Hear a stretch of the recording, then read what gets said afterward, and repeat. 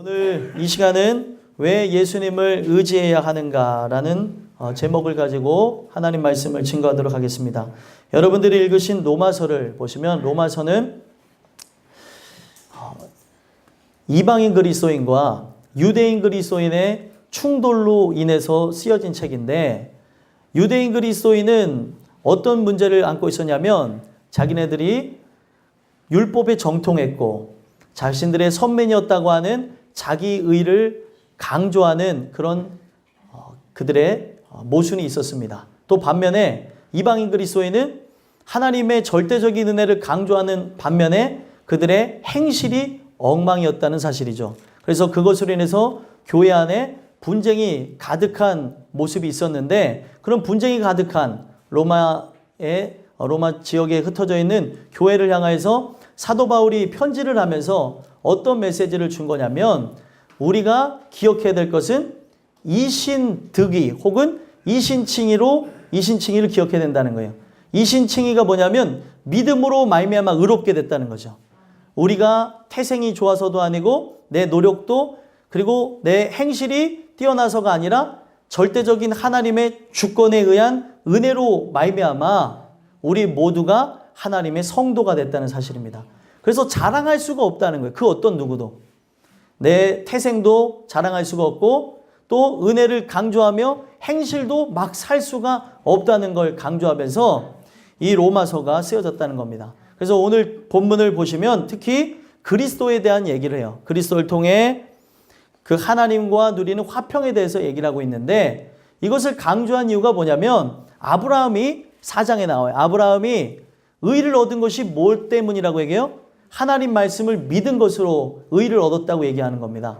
그래서 그가 믿음의 조상이 되어지는 역사가 있었던 것처럼 오늘도 우리가 마찬가지예요. 아브라함과 같이 똑같이 말씀이신 그리스도, 그 그리스도를 믿으면 아브라함이 얻은 의를 얻음으로 천국 백성이 될 수 있다는 거예요. 그래서 오늘 여러분들과 제가 왜 예수님을 의지해야 될까요? 그 제목을 갖고 이제 말씀을 나누는 건데, 예수님을 의지해야 되는 이유는 다른 게 아니에요. 그분 안에 있는 그 생명, 그분 안에 있는 피가 여러분들을 구속하였고 여러분들을 구원하여 주셨고 우리를 천국으로 인도할 것이기 때문에 예수님을 의지한다는 겁니다. 우리가 머리로는 다 알아요. 교회 다니는 순간 예수님 의지해야 된다는 걸 알지만 예수를 의지하는 자가 희귀한 이때에 여러분들과 제가 이 주시는 말씀을 통해서 왜 예수님을 의지해야 되는지를 정확하게 알고 그분을 의지함으로 그분이 인도하시는 천국에 들어가는데 부족함이 없는 여러분들과 제가 되기를 간절히 소망합니다. 그래서 왜 예수님을 의지해야 되는가라는 그 말씀을 통해서 세 가지 권면의 말씀을 드리고자 하는데, 첫 번째로 왜 예수님을 의지해야 되는가? 죽으심과 살으심으로 화평을 누리게 하셨기 때문이라는 거예요. 그의 죽으심과 살아나심으로 우리에게 화평을 누리게 하셨다. 우리는 하나님과 죄로 인해 담이 쌓이게 되어졌고 죄로 인해 그분한테 나아갈 수 없는 수렁에 빠지게 된 존재가 바로 여러분들과 저였다는 사실입니다.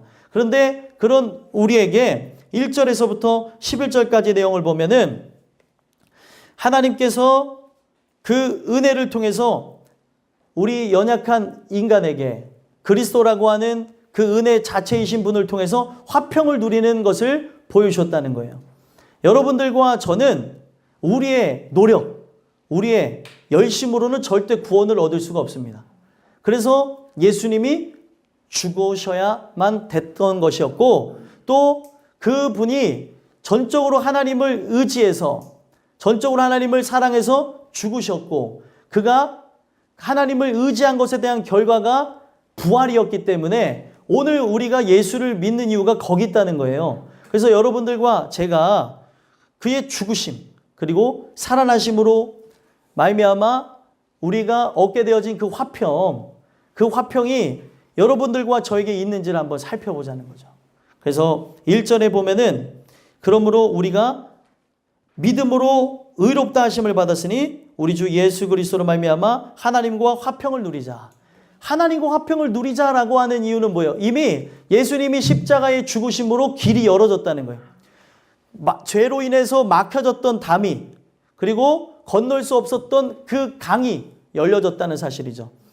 이미 구약의 사건을 통해서 우리가 주님과 함께 나아가게 되면은 원래는 어떻게 해요? 노아 홍수로 인해서 우리가 그 자리에 있다면 죽어야 되는 것이고, 또 우리가 애굽을 탈출하여서 가는 인생이라고 한다면 사실은 홍해 바다를 만나서 죽어야 되는 것인데, 하나님을 의지하니까, 하나님을 믿으니까 어떻게 됐습니까? 노아의 방주에 들어가서 노아의 가족이 살았던 것처럼 살게 되는 것이고, 그리고 그 하나님을 의지하고 나가니까 어떻게 됐어요? 홍해 바다가 갈라졌다는 사실입니다. 그게 상징하고 있는 게 뭐냐면 예수님의 십자가의 죽으심이었다는 거예요. 십자가의 죽으심은 우리 모든 사람들은 다 물에 빠져 죽어야 되는데, 물이라고 하는 걸 통해서 얘기하는 게 뭐냐면 악이에요, 악. 이 세상 악에 정복당하여서 결국에 죽어야 되는 존재인데 우리에게 살 길을 여셨다는 거예요. 그게 바로 십자가입니다. 십자가. 살 길을 여셨는데 그걸 통해서 우리가 화평을 누려야 되는데, 오늘날 우리가 화평을 누리고 있냐는 것이죠. 그의 죽으심을 통해, 또 그의 살아나심을 통해 더더욱 화평을 누리면서 나가야 되는 존재가 되어야 되는데, 오늘 우리가 십자가는 이미 2000년 전에 세워진 것으로 생각하고 나가는 그런 안타까운 자들이 있다는 거예요. 물론 머리로는 그렇게 생각하는 사람은 없습니다. 그런데 문제는 뭐예요? 타성에 젖었고 게으르고 나태하고 십자가의 그 죽으심이 실제로 와닿지를 않고 실제로 역사하지를 않고 있다는 사실이에요. 그 죽으심으로 길을 여신 그 화평이 여러분들에게 있게 되기를 간절히 소망합니다. 그래서 우리가 이 내용을 보면은 하나님의 아들 예수 그리스도께서 우리를 위해서 죽어주신 그 죽으심이 하나님과 나 사이를 열어준 길이다라는 것을 알 수 있고요. 2절에 또 보시면 또한 그로 말미암아 우리가 믿음으로 서 있는 이 은혜에 들어감을 얻었으며 하나님의 영광을 바라고 즐거워하느니라. 하나님의 영광을 바라고 즐거워한다는 거예요. 여러분들과 제가 실제로 예수님이라고 하는 분이 내 안에 들어오잖아요. 예수님이라는 분이 우리 안에 들어오면은 어떤 역사가 일어나냐면 하나님의 영광만을 바라고 즐거워한다는 거예요. 이 즐거워한다는 의미에는 자랑한다는 의미가 있습니다. 나를 드러내면서 나를 높이고 나에 대한 거를 사람들에게 자랑하는 게 아니라 바로 나에게 그 은혜를 주신 분을 자랑한다는 거죠. 십자가를 자랑하게 된다는 것을 얘기를 하는 겁니다. 그래서 우리가 그 영광만을 바라고 즐거워하는 그런 역사가 우리 모든 사람들에게 있어야 되는 것임을 말씀해 주고 있는 것이거든요. 오늘 여러분들과 제가 이 주신 말씀을 통해 그 분의 우리를 위해서 죽으신 것, 우리를 위해서 살아나신 것으로 인해서 여러분들 안에 평화가 임하셨습니까? 화평을 누렸다는 것은 나에게 평화가 왔다는 거예요. 나에게 반대로 나에게 좀 더 우리가 잘 아는 단어로 얘기하면은 안식이 찾아왔다는 거고, 좀 더 가까운 언어로 하면은 천국이 임했다는 걸 얘기하는 거예요. 화평을 누리게 된 건데, 화평을 누려야 되는데 누리지를 못하니까 다시 한번 재차 이 사도 바울이 강조하면서 그 영광을 바라고 즐거워할 수밖에 없다는 거예요. 왜 그렇습니까? 바로 예수님이라고 하는 그분이 내 안에 들어오셔서 바로 하나님에 대한 그 사랑이 충만케 되어지기 때문에 그 영광만을 바라고 즐거워하게 되는 거예요. 여러분들 인간 스스로가 하나님 영광을 바랄 수가 없고, 인간 스스로가 그 하나님을 자랑하고 십자가를 자랑하고 그걸 기뻐할 수가 없는 존재라는 거예요. 우리에게 여기서 강조되고 있는 건 뭐냐면 그 죽으심과 살아나심이 나에게 실제로 적용되어져서 화평을 누렸냐는 거에 목적을 두고 있다는 거예요. 평화가 임했느냐, 안식을 하고 있느냐, 그리고 천국이 임했느냐. 안식과 그 평화와 천국이 임한 자가 들어가는 데가 어디예요? 천국이라는 거예요. 왜 우리가 화평을 누리자라고 계속 그렇게 하냐면, 이 화평이 임한 것은 나에게 그쳐지는 것이 아니라 분명히 남에게 전이 되는 데에 목적을 두고 진행이 됐다는 사실입니다. 생명이 들어왔어요. 하나님의 귀한 역사가 우리 안에 들어옵니다. 예수님이라고 하는 분 자체가 우리 안에 들어오게 되어지니까 3절에서부터 5절까지 내용을 보면은 사랑에 대한 현상이 일어나는 거예요. 하나님을 뜨겁게 사랑하는 그 예수님이 내 안에 들어오셨다는 거죠. 내 안에 들어오시니까 어떤 일이 일어나요? 즐거워만 하는 게 아니라 환난 중에도 즐거워하고, 그리고 환난은 인내를, 인내는 연단은 소망을 이루는 줄 알미로다. 우리의 삶에 이 모든 것이 하나님을 사랑하고 하나님을 의지하는 데서 일어나는 일이라고 생각하니까 환난이 될 수가 없는 거예요. 그 중에도 인내요. 왜 그러냐면 나에게 하나님께서는 한 번도 실망시킨 적이 없기 때문에. 근데 왜 자꾸 이렇게 실망들 하시는 분들이 있어요. 이것도 실망하고 저것도 실망하고 저한테 왜 그러셨나요? 하나님이 뭘 왜 그래요? 우리가 하나님을 위해서 하는 건데 이 의식이 바뀌어져야 돼요. 예수를 믿는 목적은 나를 위해서, 그러니까 나를 위해서가 아닌 게 이 땅의 나를 위해서가 아니라 천국에 있는 나를 위해서 믿는 거예요. 그러면은 하나님이라는 존재는 나의 이 땅의 삶을 위해서 존재될 뿐이 아니라 영원한 삶을 위해서 존재한다는 거죠. 그러면 영원한 삶을 위해서 존재하는 하나님이라면 우리 인생이 구속함을 받았어요? 구원함을 얻었어요? 그러면 그분의 영광을 위해서 살아가게 된다는 거예요. 이 내용이 쉬운 내용 같지만 절대 쉽지 않은 내용이고 여러분들 정신을 바짝 차리자면 무슨 내용인지 모를 수가 있습니다. 이 안에 있는 내용과 우리가 여기서 풀어서 함께 봐야 되는 내용이 있다는 거예요. 그냥 즐거워하는 게 영광을 바라고 즐거워하는 것뿐만이 아니라 환난 중에도 즐거워하는 이유가 하나님을 사랑하고 하나님을 의지하기 때문에 그렇다는 거예요. 그렇기 때문에 인내가 있고 그 인내는 결국에 연단을 이뤄내게 되어지고 그 연단은 소망을 이루는데 하나님을 사랑하게 되어지니까 소망을 이룬다는 내용이 뭐예요? 하나님을 사랑하니까 이 땅을 절대 바라보지 않고 그 하나님 만나게 되시는 천국을 바라보게 된다는 거예요. 그래서 믿음, 소망, 사랑이 함께 공존하는 거죠. 그래서 제일 중요한 거는 뭐가 중요하대요? 사랑이라고 그랬어요. 그 중에 제일은 사랑이라고 얘기를 했는데 사랑이 있으니까 그 믿음도 함께 존재하는 거고 그러니까 사랑과 믿음이라고 하는 거는 우리가 따로 떨어뜨리는 경향이 있는데 사랑과 믿음은 함께 들어오는 거예요. 그래서 성경이 더 정확하게 표현되어져 있는 거는 그 사랑을 알게 되어진다. 그거를 뭐라고 했냐면은 믿음이 내 안에 들어왔다. 그리고 예수님이 내 안에 들어왔다고 얘기를 하는 거예요. 그래서 하나님을 사랑하게 되어지니까 하나님이 계신 곳이 어디예요? 저 천성이에요. 저 멀리 배는 나의 시온성. 거길 바라보는 거예요. 그래서 이 세상에 대해서 애착이나 이 세상에 대해서 갖는 그런 마음들이 점점 사라진다는 거죠. 근데 교회를 나오면 나올수록 예수를 믿으면 믿을수록 삶에 대한 애착이 강해진다는 것은 뭔가 잘못되어져 가고 있다는 거예요. 자꾸 세상의 것으로 채우려고 하고 있다면 내 안에 지금 사단이 속이고 있거나 아니면 진짜 그리스도의 빛의 역사가 없구나. 그런 거를 봐야 된다는 거죠. 사랑이 들어오는 거예요. 여러분들 사랑이라고 하는 그 법적 용어가 무엇입니까? 사랑이라고 하는 건 빠진다는 거예요. 빠져들어간다는 거예요. 그 사람의 마성의 매력에 빠져들어가는 거예요. 권사님들의 매력에 빠져들어가고 집사님들의 매력에 빠져들어가고 옆에 있는 남편의 매력에 빠졌는데 이 사람을 봤더니 니콜라스 케이지처럼 생겼다고. 하면서 막 그 매력에 빠져들어가고 또 이 사람 봤는데 나는 이런 상이 그 뭐예요? 이상형이었는데 이 사랑에 빠졌다는 거예요. 근데 누구나 보더라도 제 아내가 저를 엄청 좋아해요. 너무 좋아하는데 다른 사람 눈에는 그렇게 괜찮은 상이 아닐 수가 있다는 거죠. 제 눈에 안경이고 자기 눈에만 그 예쁜 건데 사랑이라고 하는 건 빠져들어가는 거라는 거예요. 하나님의 강력하신 은혜에 의해서.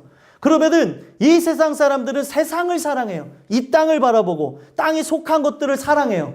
그러니까 이 세상을 사랑하니까 이 세상이 땅에 속해 있고 그리고 절망 가운데 어둠 가운데 속해 있으니까 이 땅만을 바라봐요. 근데 우리가 하나님을 사랑하니까 하나님이 계신 곳 천성에 소망을 둔다는 거예요. 그러면 이것이 우리에게 나타나야 되는데 저 멀리 배는 나의 시온성을 막 바라보는 게 아니라 이 땅을 바라보면서 비교하고 그 이 땅을 바라보면서 좌절하고 그리고 이를 갈고 답답해하고 짜증내고 분내는 이유가 내가 아직도 그분의 사랑 안에 빠지지 않아서 그렇다는 거예요. 그분을 사랑하게 되면은 어떻게 되어집니까? 바로 나와져 있는 이 부분 말씀처럼 3절에서부터 5절에 나와져 있는 말씀처럼 그 어떤 것도 우리가 장애물이 되어질 수 없고 그 소망을 이루게 되어진다는 거예요. 그래서 소망이 우리를 부끄럽게 하지 아니함은 이 소망이 왜 부끄럽지 않아요? 진짜 사랑하는 주님을 만나는 날이 오잖아요.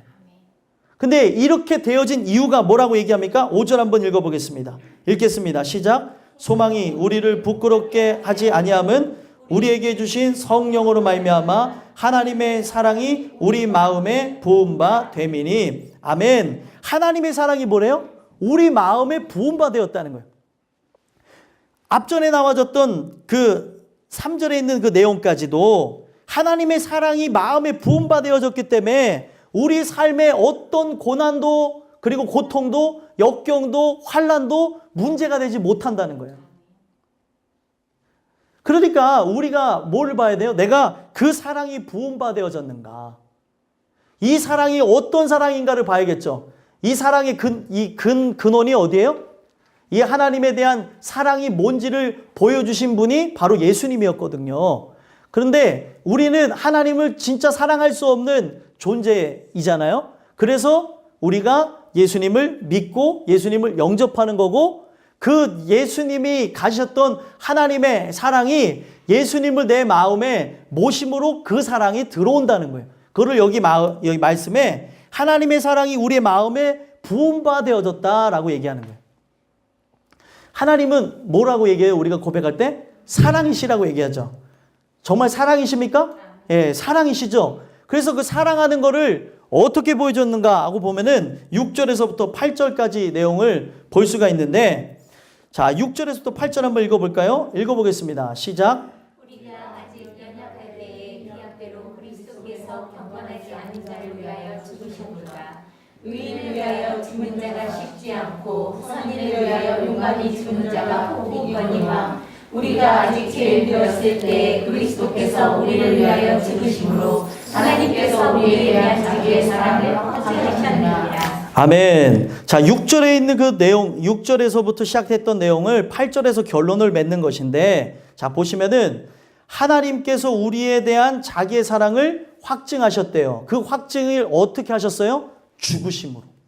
죽으심으로 바로 우리 예수님께서 그 하나님의 말씀에 순종해서 죽으심으로 순종을 뛰어넘어 죽기까지 복종하시는 그것으로 인해서 그 사랑을 확증했다는 거예요. 자, 보세요. 아들을 주는 아버지의 마음. 우리가 이걸 조금만 더 한 단계 들어가 생각해 보면 예수님이 우리를 위해 죽었다는 것은 어떻게 보면은 예수님보다 누굴 더 사랑하게 된 격이에요. 나를 더 사랑하겠다는 거죠. 죄인 되어진 나를 사랑했기 때문에 독생하신 그 아들을 죽이셨다는 거예요. 이 사랑이 인간으로는 이해가 되지 않죠. 근데 여러분들 보셔야 되는 게 하나님이 그토록 사랑하셨다는 거예요. 나라는 존재를. 근데 여기서 풀어가는 핵심이 뭐예요? 언제 사랑하셨대요? 죄인 되었을 때에 사랑할 만한 모습이 있을 때 사랑하는 거라고 하면은 다 이해할 건데 사랑할 만한 것이 아무것도 없을 때에 사랑한다. 내가 너를 아낀다. 내가 너를 도와주리라 하면서 내가 너를 돕기 위해 내 아들을 죽게 할 거다. 이 사랑을 어떻게 이해하겠냐는 거예요. 이 놀라운 사랑. 아니 그렇잖아요. 여러분들 저를 아끼시죠? 저를 아끼신다고 해서 여러분들 남편이나 아내를 죽이고 또 자녀를 죽이고 저를 살릴 수 있는 분이 없잖아요. 그렇죠? 되게 분위기 아니 설명이에요, 설명. 예? 그거 당연한 거잖아요. 이게 말이 안 되는 것을 하나님이 보여주셨는데 인간의 말로 형용할 수 없는 게 사랑의 근본이라는 거예요. 인간이 어찌 그 사랑을 흉내내겠습니까? 인간은 사랑할 수 없는 존재라는 걸 보여주는 거예요. 그 사랑이 들어와 원수까지 사랑하게 되어지고 그리고 내가 사랑할 수 없다고 여기는 자까지 사랑하는 것. 이 사랑을 받으라고 얘기를 하는 겁니다. 근데 이 사랑이 죄인 되었을 때에 우리에게 아들을 주신 그 사랑인데 놀라운 건 뭐예요? 아들이 우리를 위해 죽을 수 있었던 것을 성경은 은혜라고 얘기합니다. 우리에게 베풀어준 은혜라고 얘기해요. 우리에게 베풀어준 긍휼이라고 합니다. 근데 여러분들, 우리 예수님은 그러면 왜 죽으셨어요? 예? 아니 근데 여러분들 생각해 보세요. 그냥 아버지가 죽으라고 하면 죽을 수 있는 분 있어요, 여기? 여기 아무도 없잖아요. 우리 아버지가 이제 치매가 오셨어. 나보고 죽으라고 하네. 우리 엄마가 이제 나보고 죽으라고. 다 그렇게 생각하고 병원 가자고 하겠죠. 말이 안 되는 거라는 거예요. 근데 이 예수님께서는 왜 죽으셨습니까? 아버지를 너무나 사랑해서 죽은 거예요. 너무나 사랑해서. 그 사랑을 인간은 알 길이 없죠. 하나님을 너무나 사랑을 하는 그 마음에 우리를 위해 죽으셨고, 그거를 뭐라고 얘기냐면 하나님 사랑, 우리를 위해 죽은 사랑을 뭐라 그래요? 이웃 사랑이 되어지는 거예요. 그러면 이 내용이 왜 중요하냐면 분명히 우리 예수님께서 죽으심으로 하나님께서 우리에 대한 그 사랑을 보여주신 거예요. 사람이 모르는 거예요. 하나님이 우리를 사랑한다고 하는데 그 사랑을 모른다고 하니까 아들을 죽이면서까지 이 사랑이 어떤 것인지를 보여주셨다는 거예요. 여러분들, 우리가 그렇게 놀랍고 위대한 존재예요. 근데 오늘날 그 하나님의 사랑을 믿어야 이 사랑이 유효하고 실효가 되어지는 건데, 여기를 다 이끌고 가는 게 뭐예요? 믿음이라고 하는 거라는 거예요. 믿음. 이 믿음이 없으니까 예배가 취사 선택이 되어지고, 이 믿음이 없으니까 내가 생각하는 기준에 의해서 내 멋대로 살아간다는 거예요. 이 사랑, 놀라운 사랑, 갚을 길이 없는 사랑, 한량 없는 그 은혜, 그 갚을 길 없는 그 은혜, 그 은혜에 의해서 내가 살아났는데 이제는 어떻게 우리가 살아가냐는 거예요. 이제는 바로 나를 위해 죽으신 예수를 위해 사는 것이니라. 이제는 나를 위해 사는 것이 아니고 이 사랑이 진짜 들어온 자는 이제는 하나님의 영광을 위해서, 예수님을 위해서 살아가는 거예요. 그래서 우리가 이 내용을 그냥 보는 게 아니라 그의 죽으심과 살아나심으로 화평을 누리게 되어졌다면 거기서 끝난 게 아니라 이 화평을 맛본 사람, 안식하게 되어진 자, 천국이 임하게 되어진 자는 입을 가만히 있을 수가 없다는 거예요. 여러분들만 아는 비밀이 있어요. 그러면 어떻게 해요? 저기 개똥이 아빠, 이건 나만 아는 비밀인데, 이 세상에 비밀이 없잖아요. 그래서 나만 아는 비밀인데, 그래서 그 사람이 또 알고 나서 그래, 난 또 친한 사람한테 또 내가 아는 비밀인데, 이게 쭉 지나다 보면 어느 순간에 보면 다 알고 있어요. 이 세상은 비밀이 없죠. 그렇죠? 낮에는 새가 듣고 밤에는 블랙박스가 들어요. 네. 아, 모르셨구나. 지금 쥐가 안 듣고 블랙박스가 듣는 데잖아요. 블랙박스가. 네. 아니, 우리가 진짜 무언가를 알면은, 중요한 걸 알면은 자꾸 얘기하려고 그러고, 우리가 좋은 장소만 알아도, 맛집을 알아도, 그리고 그리고 장소, 우리가 쉴 만한 장소를 알아도 사람을 얘기하려고 그러는데, 그 영원한 도성을 내가 알게 되어졌어요. 근데 이걸 안 사람이 가만히 있을 리가 없다는 거예요. 왜 그러냐면 그 안에 누가 계시기 때문에요? 예수님이 계시기 때문에. 그 예수님이 그 안에 계셔서 어떻게 하는 거예요? 그 예수님이 내 안에 들어오셔서 하나님을 뜨겁게 사랑했던 그 사랑을 가지고 하나님을 사랑하고, 그 하나님을 너무나 사랑하기 때문에 오늘날 어떻게 해요? 내 자신을 쳐서 복종하고, 우리가 죽어짐으로 남이 살아나는 역사를 보여준다는 거예요.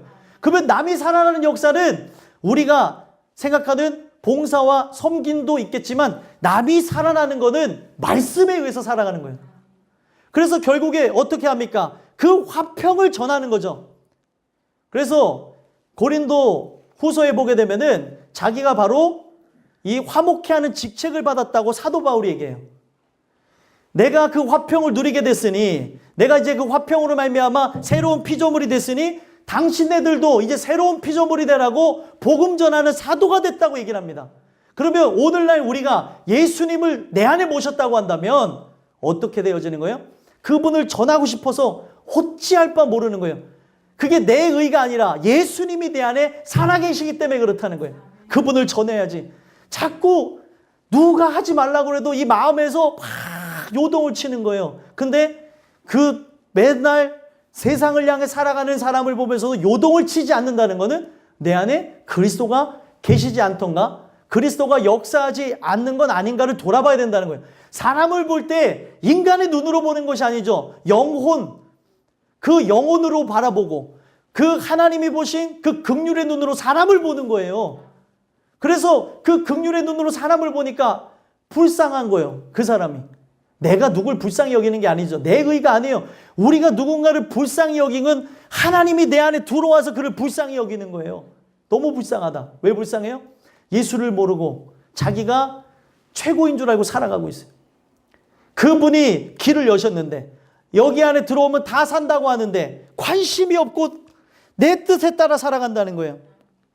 여러분들, 우리가 그 사랑을 확증하셨느니라 하면 9절에 얘기하는 게 뭐예요? 그의 피로 말미암아 의롭다 하심을 받았다는 거예요. 그가 흘리신 그 긍휼로 인해서 내가 의롭다 하심을 받은 거예요. 그의 피로 말미암아 살아났다는 거죠.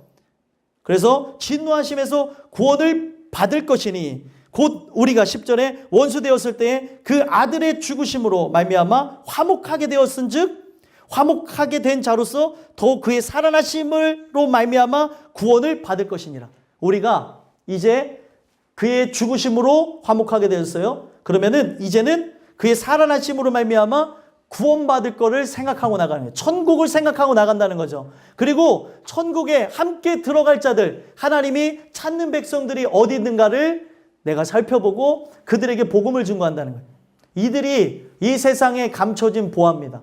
내가 그의 죽으심과 그의 살아나심으로 화목하게 되어진 자면은 그 화목, 그 화평, 그 평화, 안식, 천국을 전할 수밖에 없다는 거예요.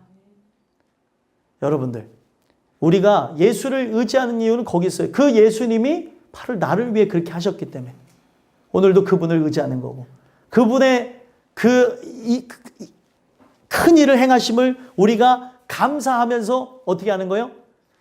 이 자리에서만 예배하는 것이 아니라 감사로 제사하는 자가 나를 영화롭게 한다고 있어요. 감사로 제사한다는 게 뭐냐면 원문으로 보면 토다라고 합니다. 토다. 바로 그 내용이 뭐냐면 진짜 그 자기에게 그 주신 영광을 바로 하나님께 올려드리면서 자복하는 거예요. 그 원문의 뜻을 보면은 감사가. 예? 왜 자복해요? 이런 나에게 이런 존귀한 은혜를 주셨잖아요. 존귀한 그 주의 보혈이 나를 살렸잖아요. 그러니까 자복을 하는 거예요. 그러면 그 삶이 예배 가운데만 반짝하고 예배 가운데만 우리가 여기를 지나가는 거에 그치는 것이 아니라 삶의 그 긍휼을 나타내는 것에 목숨을 걸고 나간다는 거죠. 너무 감사하기 때문에, 이 은혜를 받았기 때문에 그에게 증거하게 되어진다는 겁니다. 여러분들과 제가 그 화목하게 하신 그분으로 인해서 즐거워하고 영광 돌렸으면 좋겠고요. 2절에 있는 내용을 또 11절에 마지막으로 강조하면서 얘기한 게 뭐예요? 화목하게 하신 우리 주 예수 그리스도로 말미암아 어떻게 한대요? 하나님 안에서 또한 즐거워하느니라. 그분으로 인해서 즐거워하는 거예요. 화목하게 하심으로 나에게 구원을 주신 분, 그 놀라운 사랑 안에서 즐거워하는 거예요. 이거를 구원의 감격이라고 합니다. 그 감격을 이상 사람이 아나요? 모르죠. 그것을 여러분들이 알려주는 것이 복된 소식이라는 거예요. 그걸 복음이라고 합니다.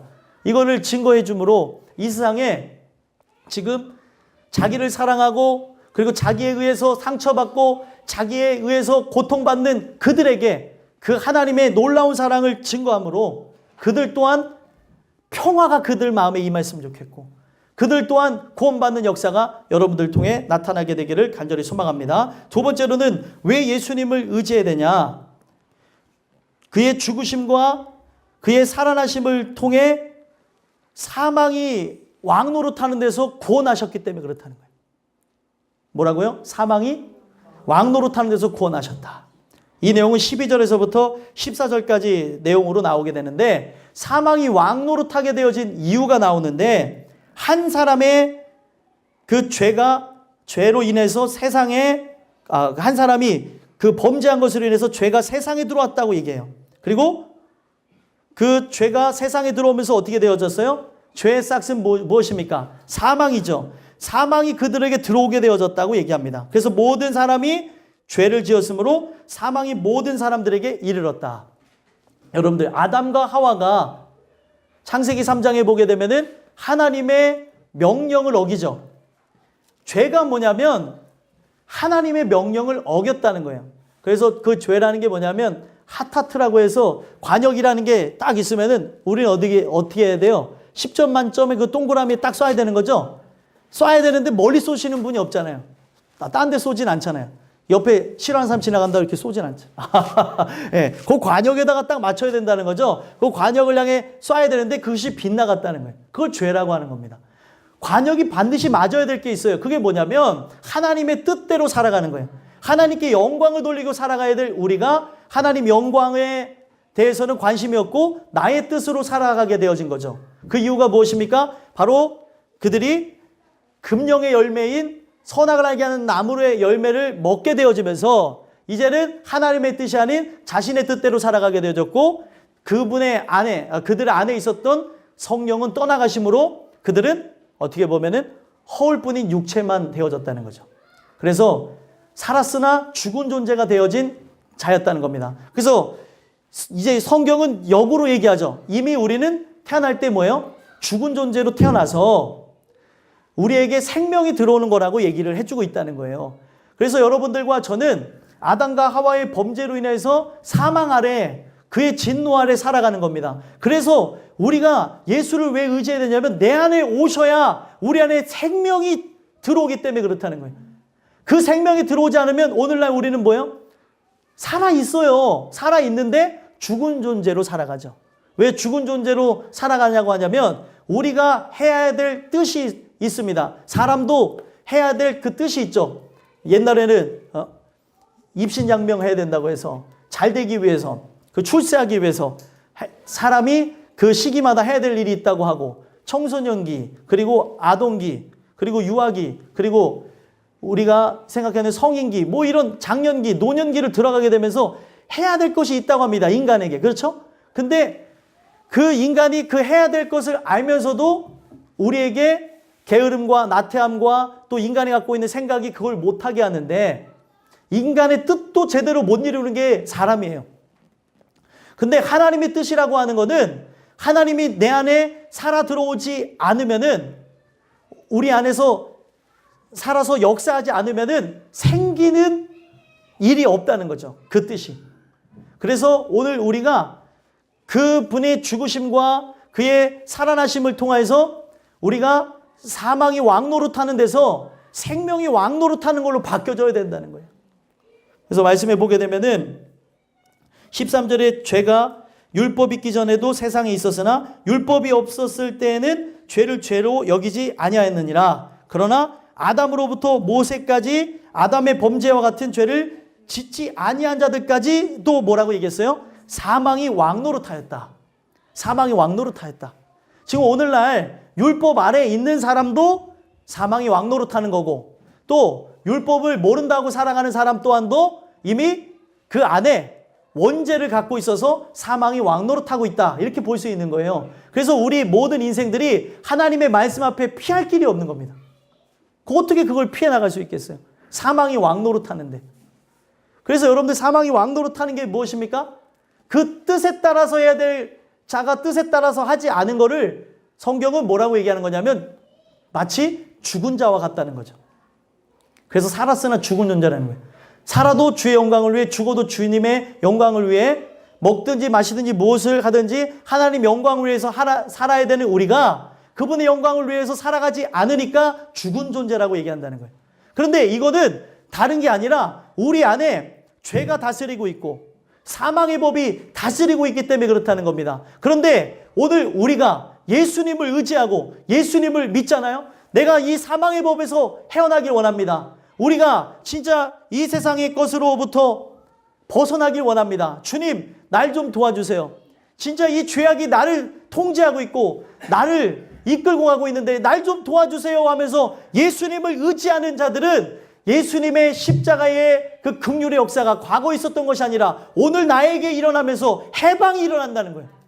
그래서 여러분들 로마서 8장 1절 한번 읽어볼까요? 8장 2절. 1절과 2절을 함께 읽어보겠습니다.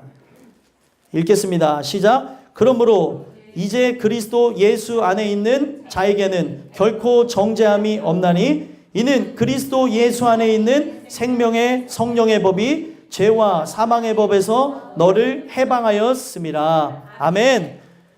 이제는 어떻게 되어지는 거예요? 죄와 사망의 법에서 해방케 되어지는 거예요. 사망이 왕 노릇하게 되어져서 그의 종으로 살아가는 거죠. 사망이 왕이 되어졌다는 것은 바로 우리는 그의 종이라는 거죠. 결국에 그 사망이 이끌고 가는 그것대로 왕이 이끌고 가는 방침에 따라서 결국에 우리는 이 부분이 이리저리 흔들리게 되어지고 결국에 사망이라고 하는 그 방침으로 가기 때문에 우리 모든 사람들은 종노릇하다가 죽는다는 거예요. 우리나라의 대통령 한 사람이 바뀌어도 법이 왔다 갔다 바뀌잖아요. 그렇죠? 그래서 원자력 발전을 한다고 하다가 예를 들면 원자력 발전을 이제 지향하고 이제는 다른 에너지를 얻자고 해서 지열 발전소를 해서 하자 하면서 법을 바꿨던 이런 것들, 그런 걸 추구했던 이것이 또 사람들에게도 어려움이 될 수도 있다는 거예요. 이롭게 하려고 했던 것이 사람에게 어려움을 줄 수도 있고, 또 사람이 갖고 있는 이 모든 부분들이 한 사람이 갖고 있는 생각에 의해서 그렇게 바뀌어지게 된다는 거예요. 대통령이라고 하는 그런 사람에 의해서도 정책이 바뀌어지고 모든 게 바뀌어지고 있는데, 여러분들 왕이라고 하는 존재는 절대적인 존재예요. 민주주의 국가에서는 국민의 그 투표와 그 국민의 의견에 따라서 이게 바뀌어지고 하죠. 국민 대표로 뽑은 국회의원들을 통해서 이 모든 법들이 바뀌어지는 게 있잖아요. 그런데 천국은 그런 게 아니에요. 지옥은 그런 게 아닙니다. 왕 노릇하고 있는 거예요. 왕과 종과 백성들은 어떻게 해요? 왕이 정한 것에 의해서 나가는데 사망이라고 하는 세상왕 마귀가, 사단이 우리를 다 멸망으로 나가게끔 정했다는 겁니다. 근데 거기서 우리를 권해내시겠다는 거예요. 어떤 자들에게서요? 예수님을 의지하는 자들, 예수님을 믿는 자들에게서 바로 권하시겠다고 얘기를 하는 겁니다. 그렇다면은 오늘 우리가 살펴봐야 되는 게 뭐예요? 왜 예수님을 의지한다고 말을 하는 것이 아니라 나는 예수님을 의지하고 있는가 봐야죠. 그 예수님을 의지해서 오늘도 생명의 성령의 법이 나를 다스려 주시옵소서. 이게 여러분들과 저의 기도 제목이라는 거예요. 목회자도, 또 이 세상에 신령하다고 하는 사람도, 또 직분자들도, 또 하나님 말씀에 살아간다는 사람들도 그 은혜가 우리에게 늘 충만히 입혀지지 않는다면, 그리스도를 의지하지 않는다면 늘 넘어질 수밖에 없고 우리는 세상의 그런 연약한 모습만 드러내는 존재라는 거예요. 여러분들과 저는 생명의 왕이신 그 그리스도께서 나의 주인이 되는 역사, 또 우리의 삶의 진정한 그 행복으로 나가는 그 역사가 나오기 위해서 여러분들과 제가 그 예수님을 내가 진짜 의지하고 있는가, 예수님을 정말 믿고 있는가를 살펴보셔야 된다는 거예요. 그를 믿음이, 그를 의지함이 결국에 우리를 살게 하는 거예요. 아까 전에 우리가 찬양했죠? 울어도 못하네. 예? 눈물만이 흘려도 안 돼요. 예? 그리고 수고로도 안 되고 힘으로도 안 되고 그리고 능으로도 안 되고 오직 뭐로만 된대요? 오직 예수님 뿐이라고. 그 예수를 의지하는 것밖에는 우리를 구원할 게 없다는 거예요. 여러분들과 제가 이 말씀을 통해서 그 찬양 중에도 고백했지만 울어도 못한다는 건 뭐냐면 그의 긍휼하심만이 나를 구원할 수 있다는 거예요. 예? 어떻게 보면은 그 우는 걸로 이 세상에는 우는 아이를 달래주잖아요.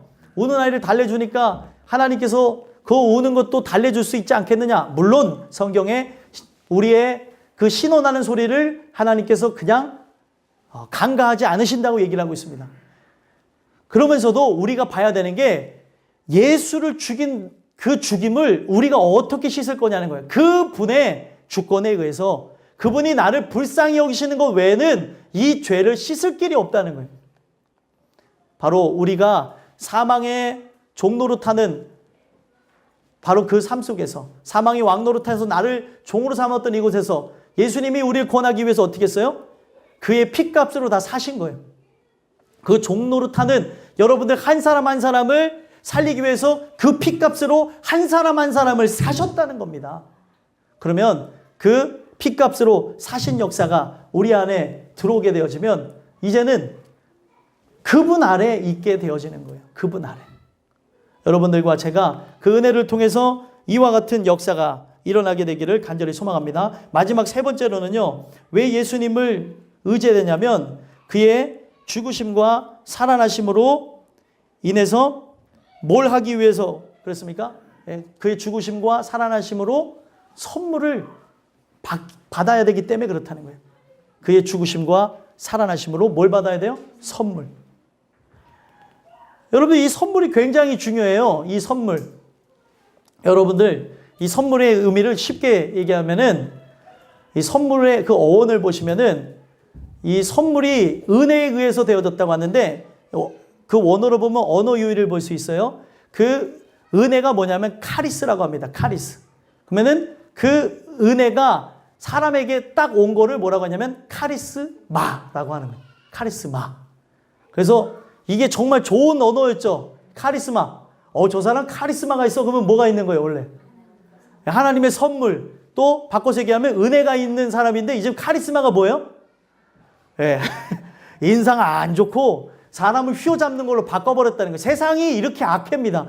카리스마가 그렇게 좋은 말인데 하나님이 그 선물을 통해 우리가 살아났다는 걸 표현하는 건데 세상이 바꿨어요. 세상에 카리스마를 은혜로 표현한 사람이 어디 있어요? 은혜의 선물로 표현한 사람이 어디 있어요? 여러분들 생각하는 그 부분에서 나중에 네이버에 사전에 쳐보세요. 카리스마가 뭐로 나올까? 네? 세상 사람들이 얘기할 때. 이제는 이제 바뀌어졌으면 좋겠어요. 저 사람 카리스마 있어. 이게 은혜 있어로 바뀌어졌으면 좋겠어요. 아니 진짜로 이 선물을 우리가 받게 되어졌다고 하는데 이 선물은 중요한 게 뭐냐면 값없이 주셨어요. 값없이 주신 선물이다 보니까 무가치한 게 아니라 이거는 우리가 어떤 노력으로도 어떤 힘으로도 받을 수 없는 것이기에 은혜로 주셨다고 얘기하는 거예요. 그래서 이 은혜로 이것을 주시다 보니까 어떤 일들이 일어나요? 사람들이 이것을 처음에 이걸 받을 수 없는 줄 알고 전전긍긍하고 이걸 구하다가 이 은혜를 받았다고 하는 사람들이 변질되어지는 경우 있는데 중요한 거는 변질이 아니라 진짜 은혜를 못 받아서 그런 거겠죠. 사람은 굴곡이 분명히 있어요. 그렇죠? 넘어질 때도 있고 분명히 쓰러질 때도 있고 다시 일어날 때도 있겠지만 중요한 거는 은혜에 의해 살아가는 사람은 누구의 모습과 같겠습니까? 예수님의 모습 하면은 너무 예수님은 저기 그 부분에서 우리가 범접할 수 없는 존재니까 쉽게 생각하면은 다윗의 모습과 같다는 거예요. 은혜 있었으면 어떻게 했어요? 굴곡졌죠, 인생이. 넘어졌다가 또 일어났다가 하는 그 모습이 있잖아요. 나중에 노년에 들어서는 자기가 안 한 거를 뻔히 알면서도 사다리 마음을 격동하니까 어떻게 했어요? 이 나라의 국민이 잘 살게 된 게 누구 때문이라는 거예요? 자기 때문이라고 하는 거예요. 하나님이 주관하는 거죠. 하나님이 이 나라도 주관하고 계신 걸 믿으십니까? 그래서 그 하나님의 손에 의해서 얘기하는 게 뭐냐면 강대국이 살기도 하고 죽기도 한다는 걸 얘기하고 있어요. 다니엘서에 보면은 손으로 다듬지 않은 돌, 그 뜨인 돌에 의해서 강대국이 부서지기도 하고 다시 살아나기도 한다는 거예요. 그러면 이 세상 그 어떤 나라도 마찬가지겠죠? 그 나라에 속한 여러분들과 저도 마찬가지겠죠? 오늘 그 예수님에 의해서 그렇게 되어진다는 거예요. 그러면은 이 선물 받기를 원해야 되는데 그의 죽으심을 통해서 그의 살아나심을 통해서 허락하신 그 은혜라고 하는 선물, 그 믿음이라고 하는 그 선물을 우리가 그 은혜로 말미암아 믿음으로 말미암아서 이걸 얻어야 되는데 우리가 하나님께로서 나는 역사가 있어야 되는데 이런 역사가 우리에게 있는지 없는지조차 안 돌아보는 시대에 살고 있다는 거예요. 소망하기는 그 은혜를 통해서 여러분들과 제가 그 주시는 그 은혜의 선물로 살아나는 역사가 있었으면 좋겠습니다. 그래서 15절에서 21절의 내용에 그것을 담고 있는데 핵심이 무엇이냐면 15절에서 21절까지 내용을 보면 계속해서 대비를 하고 있습니다. 대조를 하고 있어요. 그래서 15절부터 21절까지 쭉 대조가 되어졌어요. 한 절 한 절에서. 그래서 한 사람의 15절에서도 한 사람의 범죄로 인해서 많은 사람이 죽었다. 또 한 사람 예수 그리스도의 은혜로 선물은 많은 사람에게 넘쳤다. 이게 시작이에요. 자, 한 사람이 누구예요? 아담이죠. 아담의 뜻이 사람이라는 뜻이에요. 근데 예수님이 이 땅에 오셨을 때 인자라고 불렸죠. 사람의 아들이라고 불렸지만 그 사람의 아들의 형상이 사람의 모양과 같지 않다는 것, 바로 우리의 인생 속에서 불 가운데 물 가운데 권해주실 것을 다니엘서를 통해서도 보여주셨고, 또 출애굽기를 통해서도 보여줬고, 각 서신서나 모든 성경 속에서도 보여주셨어요. 그래서 물이 너를 침몰하지 못할 것이고 불이 너를 사르지 못할 것이다. 누가 우리를 구원해요? 예수님이. 예수님이 구원할 거라는 걸 보여줬어요. 한 사람이 중요해요. 한 사람으로 인해서 뭐가 들어왔어요? 범죄가 들어왔어요. 죄가 들어왔어요. 근데 한 사람이 순종함으로 뭐가 들어왔어요?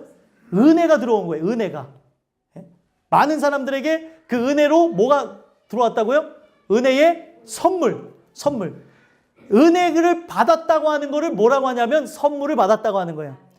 은혜가 예를 들면 그거예요.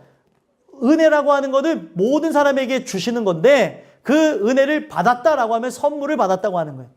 근데 모든 사람들은 이 은혜가, 하나님의 은혜가 온 인류를 향해서 마치 긍휼의 날개를 펼치고 있는 것처럼 그들을 향해 있는데 이것이 나에게 진짜 받게 되어진 선물인지를 돌아보질 않는다는 거예요.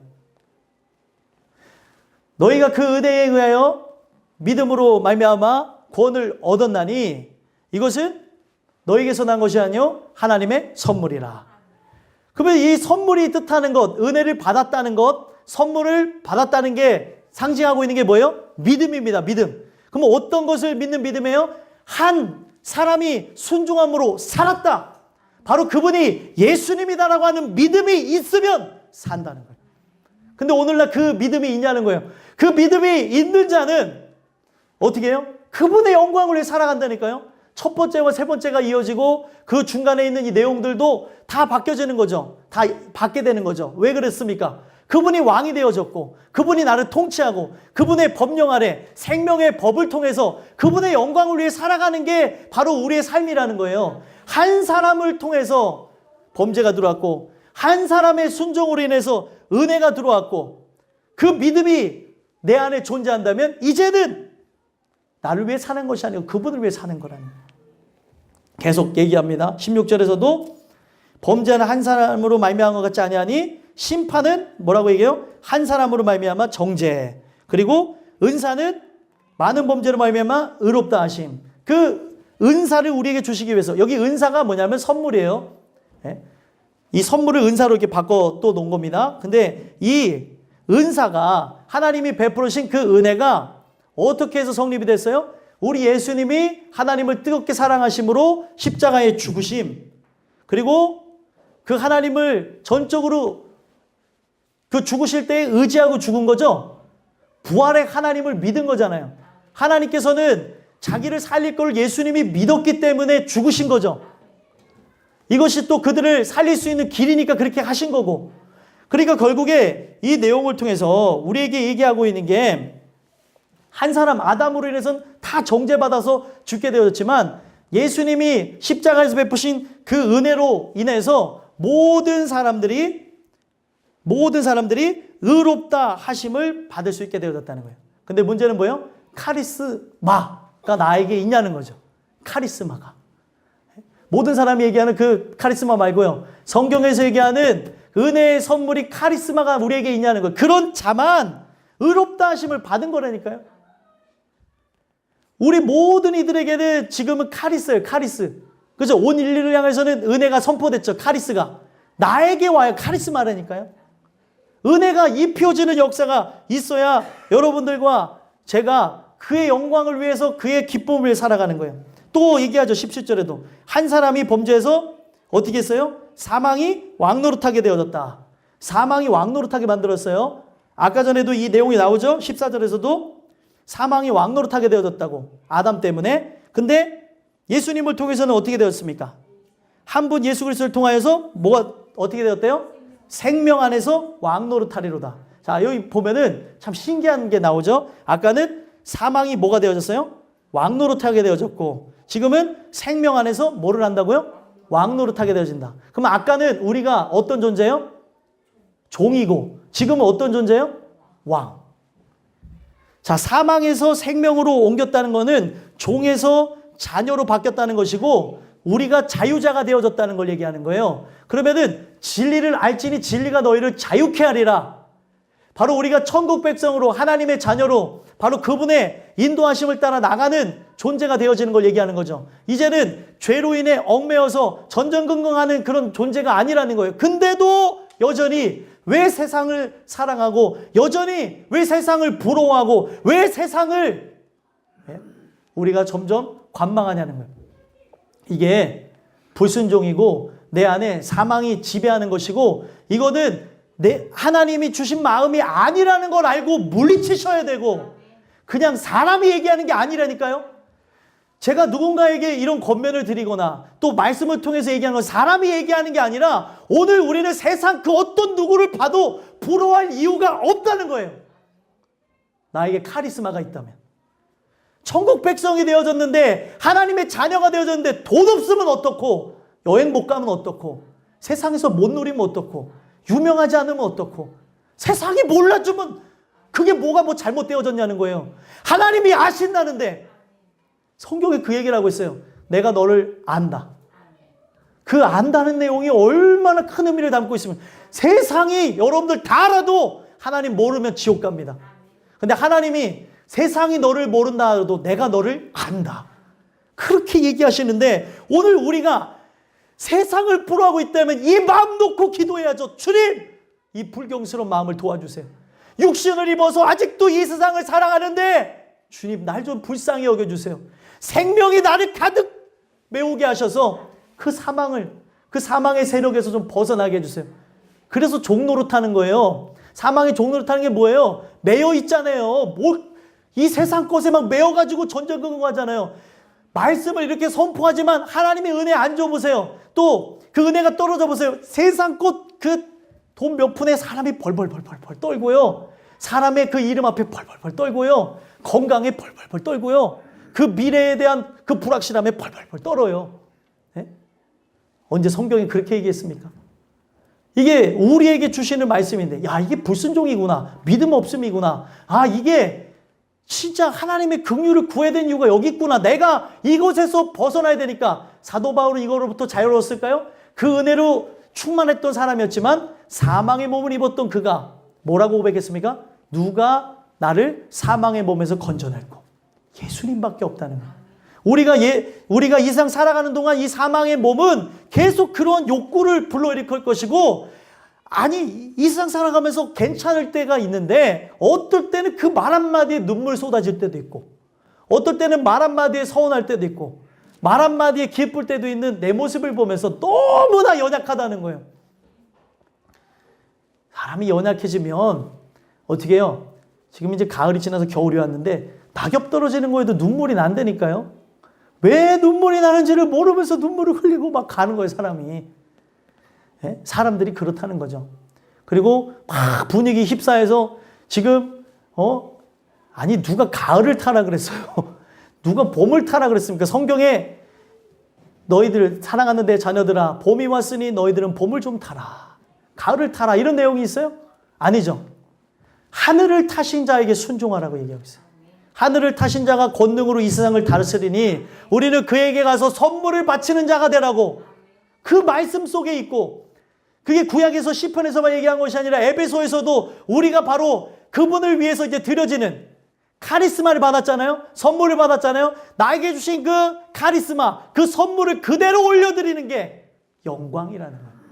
그걸 올려드려야 되는데 오늘 내가 이 세상의 것에 의해서 아직도 그 사망은 이미 어떻게 됐어요? 십자가의 예수님이 죽으심으로 이 사망의 권세를 잡고 있는 원수 마귀는 머리가 부서졌습니다.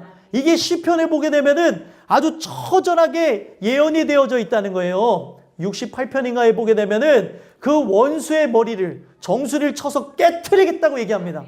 그래서 이게 거기서만 그렇습니까? 창세기에서도 이미 예언되어졌죠. 십자가의 죽으심으로 이제 뱀의 능력, 사단의 능력은 머리가 부서진 그런 상태라는 거예요. 그러면 여전히 위력이 있죠. 뱀이라고 하는 존재, 머리가 박살나도 15분 동안이나 살아있는 존재라고 합니다. 그거는 이 세상 뱀이라고 한다면 옛뱀, 큰 뱀, 이 사단은 이미 십자가 예수님 죽으심으로 머리가 부서졌지만 여전히 꼬리를 흔들면서 위력을 가한다는 거예요. 그런 우리가 당연히 이제 그것에 위력을 느끼고 무서워하거나 쓰러지면 안 되는데 쓰러지는 내 모습을 보며 긍휼을 구하라는 거예요. 하나님만이 이것을 이길 수 있는 믿음을 주십니다. 그래야 그 믿음이 세상을 이기는 거예요. 세상 권세 잡은 사단을 이기는 겁니다. 이게 법적으로 정해졌는데 왜 못 이기냐는 거예요. 법이 그런데 못 찾아오면 안 되는 것처럼 법이 그래야 되는 거면은 법이 나에게 줄 분깃이 있어 그러면 찾아와야 되는 게 맞잖아요. 나에게 줄 것이 있다면 그냥 가서 달라고만 하면 되는데 법적으로 그렇게 되어졌는데 왜 그거 달라고 안 하냐는 거죠. 뭘 달라고 그래야 돼요? 긍휼 달라고 그러고 은혜 달라고 그러고 믿음 달라고 해야 되는 거예요. 하나님 날 좀 도와주세요. 그래서 있는 게 기도입니다. 이 세상에 긍휼과 은혜와 사랑을 달라고 하기 위해서 있는 게 기도지, 이 세상에 살아가는 데에서 육신적인 평안함과 안락함과 육신의 피로를 채우기 위해서 있는 게 기도가 아니라는 거예요. 여러분들 다른 종교에 기도가 있습니까? 없습니까? 다른 종교에 기도가 있어요? 없어요? 이게 어려운 거 아니잖아요. 다른 종교에 기도가 있어요? 없어요? 있으니까 가서 맨날 물 떠놓고 비나이다 비나하고 또 저기 산에 가서 바다에 가서 비는 거 아니에요. 근데 그 목적이 뭐예요? 다 자식과 부모와 또 부부 간에 우리 이웃 간에 잘 되게 해달라고 비는 거잖아요. 근데 이게 세상 신이 갖고 있는 모습이라고 한다면 우리 하나님이 세상 신과 같습니까? 근본적으로 다르다는 거예요. 기도가 존재하는 것은 은혜와 긍휼과 사랑을 받기 위해 존재한다는 거죠. 오늘 우리에게 믿음 주셔야 세상에서 승리한다는 거예요. 그래서 믿음 달라고. 나는 믿음 없어요. 나에게 믿음 주세요. 그게 성경에서는 믿음이 있다고 평가하는 부분이에요. 나는 할 수 없으니 도와주세요. 그러면 예수가 하신다는 거죠. 이거를 의지한다, 믿음이 있다고 평가를 한다는 거예요.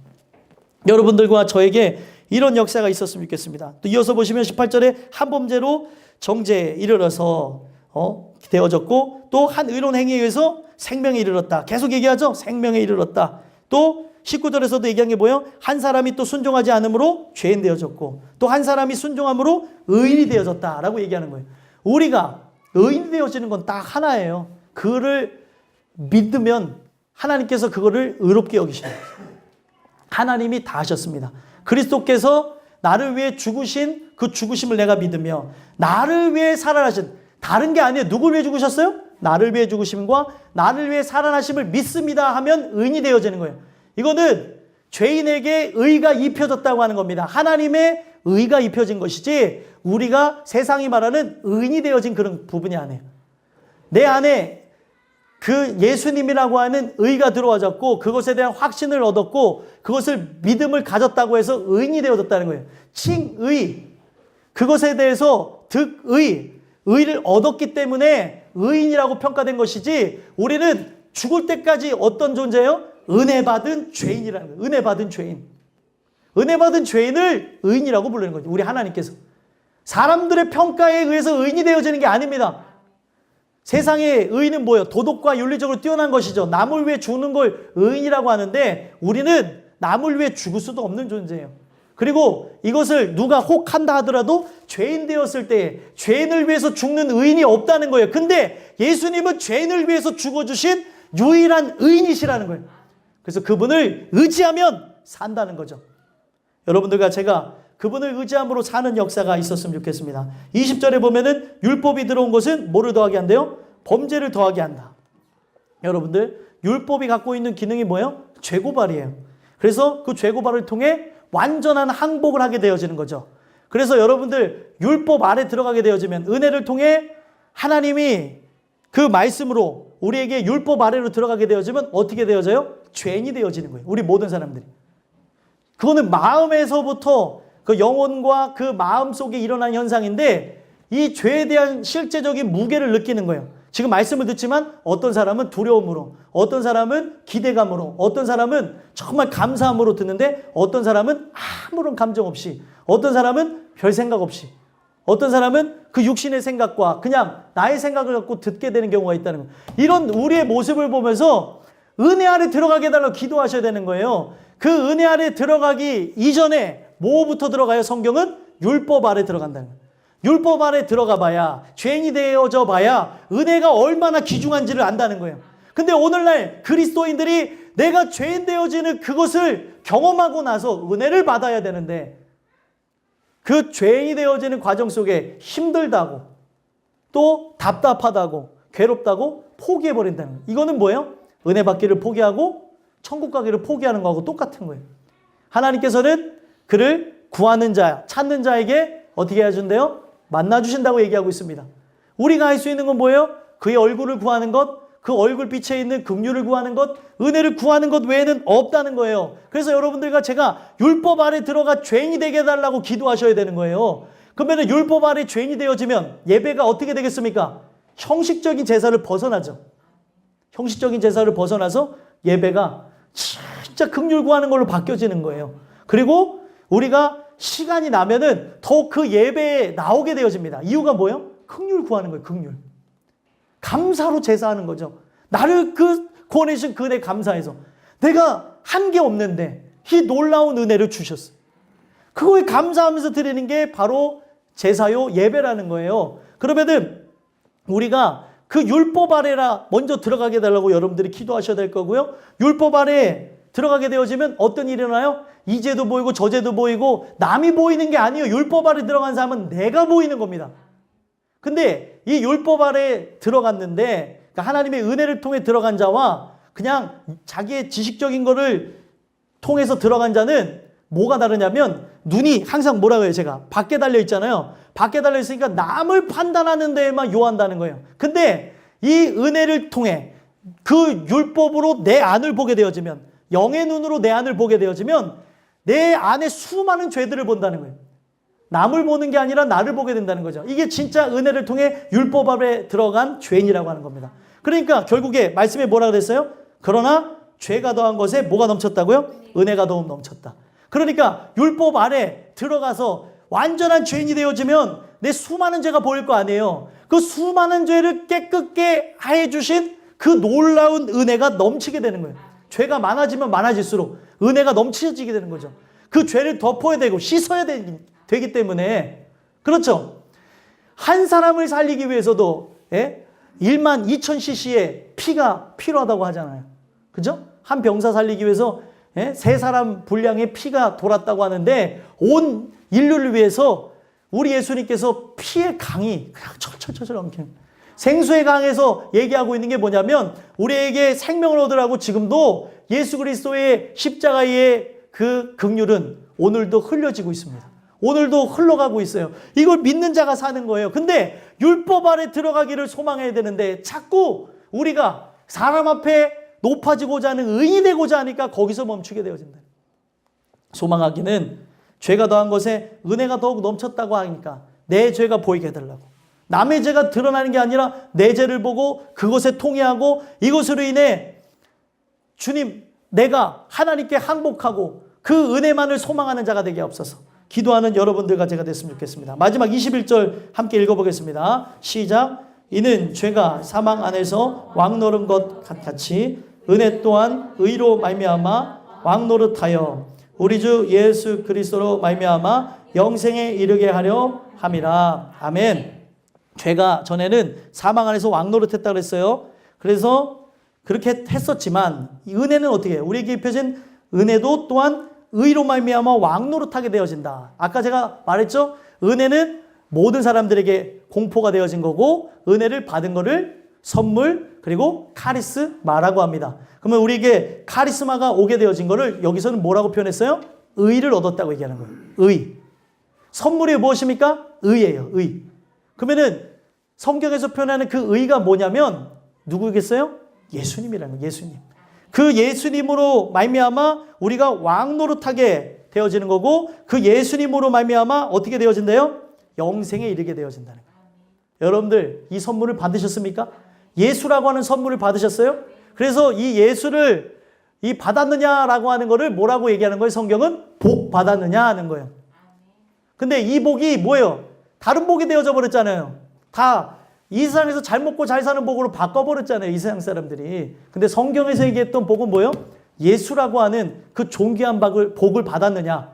이 복을 받은 사람은 그 의로 말미암아 왕노릇하게 될 것이고 진짜 복이죠. 왕노릇하게 되어지니까 또 그 복으로 말미암아 어떻게 되어진대요? 영생에 이르게 되어진다. 이 복이 진짜 복이죠.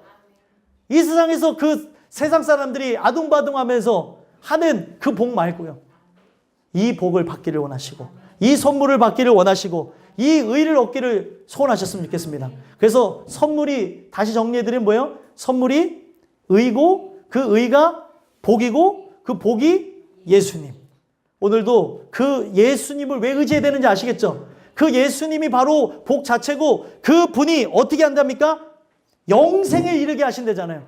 오늘 왜 예수를 의지해야 됩니까? 그 예수님이 영생에 이르게 하세요. 우리가 제일 두려워하는 사망도 통과하게 하실 겁니다. 성경에 나오죠. 시편 23편에 바로 목자가 되셔서 사망의 음침한 골짜기를 다닐지라도 해를 두려워하지 않을 거래요. 왜 그렇습니까? 주께서 나와 함께. 주가 얘기하는 게 뭐예요? 주께서 함께 한다는 게 뭐예요? 내 목자가 되셔서 천국까지 영원토록 인도하시겠다는 거예요. 그래서 그것이 필요한 게 무엇입니까? 바로 그 목자가 가셨던 그 인자하심과 그 선하심이 나에게 따르게 없어서 하는 거예요. 여러분들, 오늘 이게 우리에게 필요한 거예요. 예수님, 그분 자체. 그 예수님이 없으면 우리는 그 목숨을, 천하를 얻고도 목숨을 잃어버린 사람하고 똑같다는 거예요. 오늘도 생명 되신 그 예수님을 의지하며 은혜로 살게 해달라고 간구하며 나가는 예수님을 더욱 의지하게 해달라고 우리가 율법적으로 또 내 마음속에서 진짜 그분을 사랑해야 되는데 그냥 형식적으로 했던 이 모든 것에서 벗어나 진짜 의지하는 자가 되게 해달라고 기도하는 여러분들과 제가 되기를 간절히 소망합니다. 기도하겠습니다. 하나님.